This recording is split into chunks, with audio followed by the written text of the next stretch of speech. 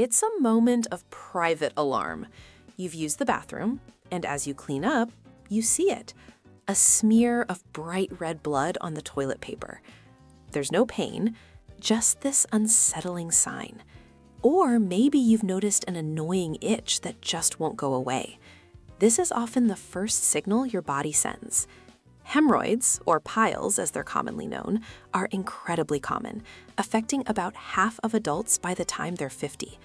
They're essentially swollen veins in your lower rectum and anus, and they come in two main varieties.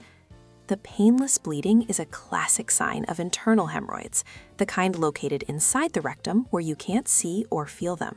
Because these internal ones are usually painless, that spot of blood might be your only clue. Sometimes, though, they can protrude through the anal opening, which is called a prolapse, and that can cause some discomfort. Then you have their counterpart, external hemorrhoids. These are under the skin around the anus, and they are the ones that tend to make their presence known more forcefully. They can cause itching, irritation, and definite pain or discomfort, especially when you're having a bowel movement. You might feel swelling around the area, and in some cases, a blood clot can form inside one, creating what's called a thrombosed hemorrhoid, a sudden, severely painful, hard lump that demands attention. So, what causes this pressure problem? Think of it as a plumbing issue. Anything that increases pressure on the veins down there can lead to piles. The number one culprit is straining during bowel movements, often because of constipation.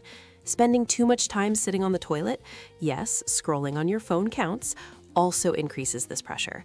Your diet plays a huge role. A lack of fiber leads to harder stools, which means more straining. And sometimes it's just life.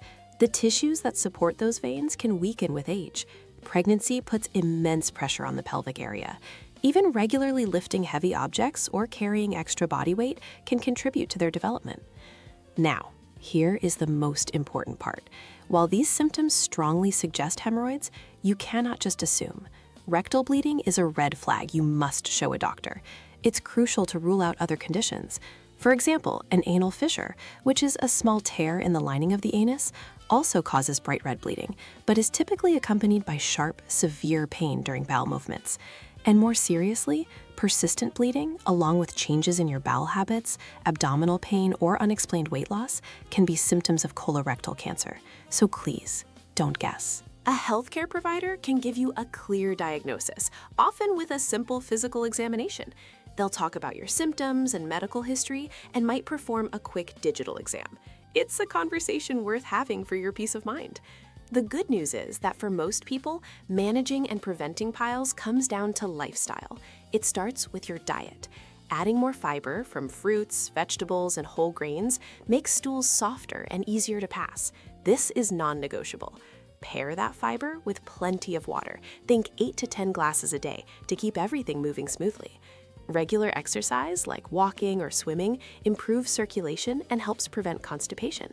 And a recent tip that's gained a lot of traction is to change your posture on the toilet, perhaps with a small pooping stool, which alters the angle of your rectum and reduces the need to strain.